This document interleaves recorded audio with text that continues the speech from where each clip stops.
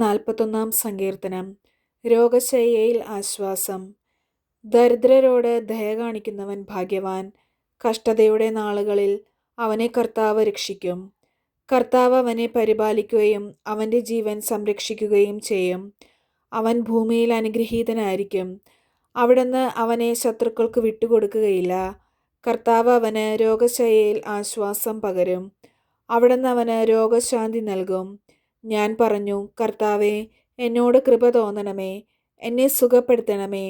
ഞാൻ അങ്ങേക്കെതിരായി പാപം ചെയ്തു പോയി. എൻ്റെ ശത്രുക്കൾ എന്നെക്കുറിച്ച് ദുഷ്ടതയോടെ പറയുന്നു. അവൻ എപ്പോൾ മരിക്കും? അവൻ്റെ നാമം എപ്പോൾ ഇല്ലാതാകും?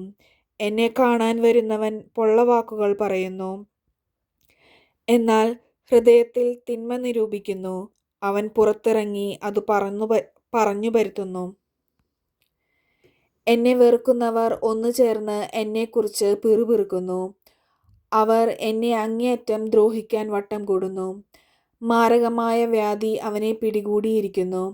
അവൻ ഇനി എഴുന്നേൽക്കുകയില്ല എന്നവർ പറയുന്നു. ഞാൻ വിശ്വസിച്ചവനും എൻ്റെ ഭക്ഷണത്തിൽ പങ്കുചേർന്നവനുമായ എൻ്റെ പ്രാണസ്നേഹിതൻ പോലും എനിക്കെതിരായി കുതികാലുയർത്തിയിരിക്കുന്നു. കർത്താവേ, എന്നോട് കൃപ തോന്നണമേ, എന്നെ എഴുന്നേൽപ്പിക്കണമേ.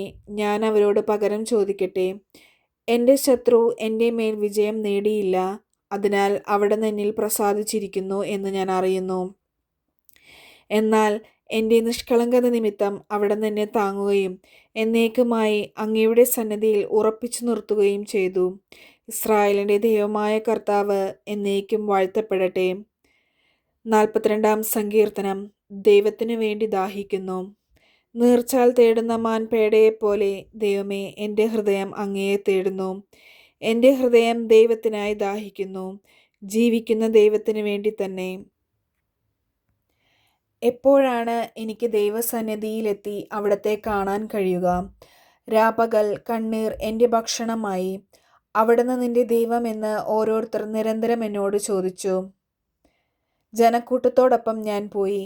ദേവാലയത്തിലേക്ക് ഞാൻ അവരെ ഘോഷയാത്രയായി നയിച്ചു. ആഹ്ലാദാരവവും കൃതജ്ഞതാഗീതങ്ങളും ഉയർന്നു. ജനം ആർത്തുല്ലസിച്ചു. ഹൃദയം പൊട്ടിക്കരയുമ്പോൾ ഞാൻ ഇതെല്ലാം ഓർക്കുന്നു. എൻ്റെ ആത്മാവേ, നീ എന്തിനു വിഷാദിക്കുന്നു? നീ എന്തിനു നെടുവേർപ്പെടുന്നു? ദൈവത്തിൽ പ്രത്യാശ വയ്ക്കുക. എൻ്റെ സഹായകവും ദൈവവുമായ അവിടുത്തെ ഞാൻ വീണ്ടും പുകഴ്ത്തും. എൻ്റെ ആത്മാവ് വിഷാദം പൂണ്ടിരിക്കുന്നു.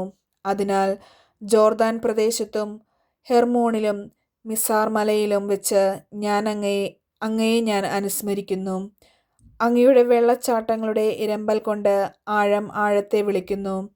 അങ്ങയുടെ തിരമാലകളും ഓളങ്ങളും എൻ്റെ മീതെ കടന്നു പോകുന്നു. കർത്താവ് പകൽ സമയത്ത് തൻ്റെ കാരുണ്യം വർഷിക്കുന്നു. രാത്രികാലത്ത് അവിടത്തേക്ക് ഞാൻ ഗാനം ആലപിക്കും. എൻ്റെ ജീവൻ്റെ ദൈവത്തോടുള്ള പ്രാർത്ഥന തന്നെ. അവിടുന്ന് എന്നെ മറന്നതെന്തുകൊണ്ട്?